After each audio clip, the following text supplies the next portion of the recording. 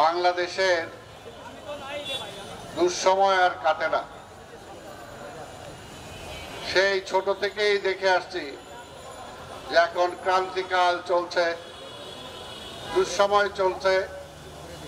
এই ক্রান্তিকাল কাটার জন্য, দুঃসময় বিদায় করার জন্য পাকিস্তানিদের বিদায় করলাম, কিন্তু পাকিস্তানিদের বিদায় করার পরে যারা আসলো তারা আমাদের জীবন আবার দুর্বিষহ করে দিল।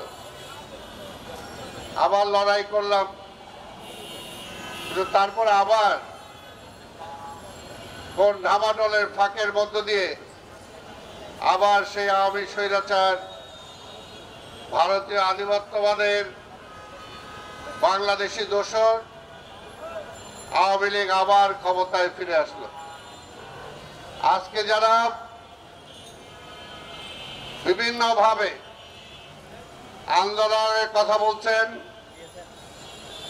ধমক দিচ্ছেন, এই না হলে এই হবে না, এই না হলে এই নির্বাচন হবে না, আমি সবাইকে বলবো, বাংলাদেশ স্বাধীন হওয়ার পরে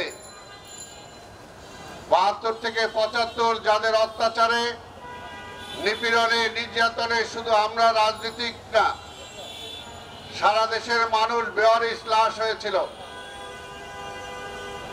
গুম খুনের হত্যার শিকার হয়েছিল। সিরাজ শিকদারকে হত্যা করার পরে বলেছিল, কোথায় সিরাজ শিকদার?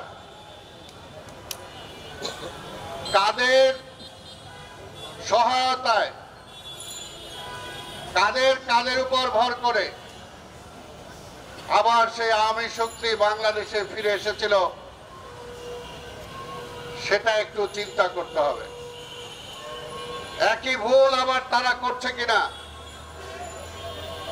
একইভাবে আন্দোলনের কথা বলে নির্বাচনকে প্রশ্নবোধক করে,